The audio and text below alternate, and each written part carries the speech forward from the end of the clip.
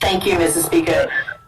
Mr. Speaker, yesterday people worldwide participated in events in recognition of the International Day for Persons with Disabilities.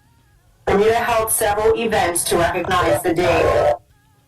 The most notable being a motorcade held by the Bermuda Hospitals Board through Hamilton.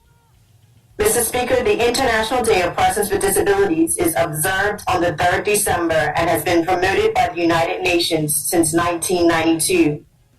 The observance of the day aims to promote an understanding of disability issues and mobilize support for the dignity, rights, and well-being of persons with disabilities. It also seeks to increase awareness of gains to be derived from the integration of persons with disabilities in every aspect of political, social, economic, and cultural life. Mr. Speaker, the UN estimates that 15% of the world's population live with some form of disability. That's 1 billion people. They define disability as a condition or function judged to be significantly impaired relatively to the usual standard of an individual or their group. It is often used to refer to individuals functioning, including physical impairment, sensory impairment, cognitive impairment, intellectual impairment, mental illness, and various types of chronic disease. Mr. Speaker, this year's theme is Building Back Better towards a disability-inclusive, accessible, and sustainable post-COVID-19 world.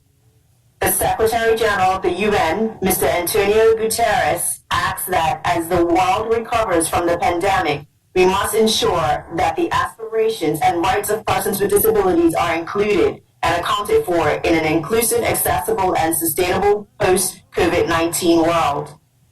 Mr. Speaker, there is an opportunity for us all in Bermuda to recognize that as a community, we can do more for and with the people who have seen and unseen disabilities, particularly post-COVID-19. Mr. Speaker, the UN highlight the fact that evidence and experience shows that when barriers to inclusion are removed and persons with disabilities are empowered to participate fully in societal life, the entire community benefits. Barriers faced by persons with disabilities are therefore a detriment to society as a whole, and inclusion and accessibility is necessary to achieve progress and development for all. Mr. Speaker, yesterday we observed the successes we have had over the years to be more inclusive in Bermuda. It was also a day for us to commit to doing more. I encourage everyone to take the time to investigate how they can help make Bermuda a more inclusive and accessible for those with disabilities as we prepare for the post-COVID-19 economy. Thank you, Mr. Speaker.